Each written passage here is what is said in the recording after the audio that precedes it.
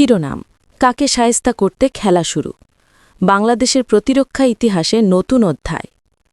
অন্তর্বর্তী সরকার প্রধান অধ্যাপক মোহাম্মদ ইউনূসের নেতৃত্বে $2.2 বিলিয়ন যুদ্ধবিমান চুক্তি দক্ষিণ এশিয়ার আকাশে বদলে যাচ্ছে সামরিক ভারসাম্য রিপোর্টার নিজস্ব প্রতিবেদক রাতের গভীর নীরবতায় কুর্মিটোলা বিমান ঘাঁটিতে একটি নীল ফাইল হাতে দাঁড়িয়ে আছেন এক সিনিয়র বিমান বাহিনী কর্মকর্তা ফাইলের গায়ে লেখা ডিফেন্স অ্যাকুইজিশন ফেজ 2030 এই নথির মধ্যেই লুকিয়ে আছে বাংলাদেশে প্রতিরক্ষা ইতিহাসের এক নতুন অধ্যায় দেশের সবচেয়ে বড় সামরিক ক্রয় পরিকল্পনা সূত্রমতে 4টি দেশের সঙ্গে যুদ্ধবিমান ও হেলিকপ্টার কেনার গোপন প্রস্তুতি এখন বাস্তবরূপ নিচ্ছে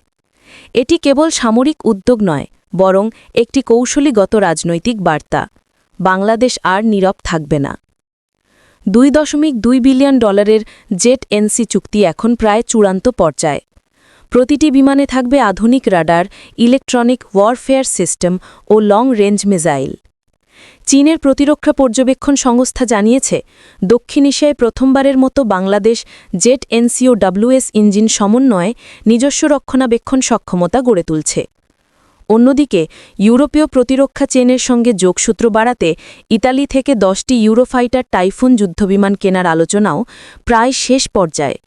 এটি বাস্তবায়িত হলে দক্ষিণ এশিয়ার আকাশে সামরিক ভারসাম্যে বড় পরিবর্তন আসবে বলে বিশ্লেষকরা মনে করছেন তুরস্ক থেকে 8টি 129 ATA-কে হেলিকপ্টার কেনার চুক্তিও বিবেচনায় রয়েছে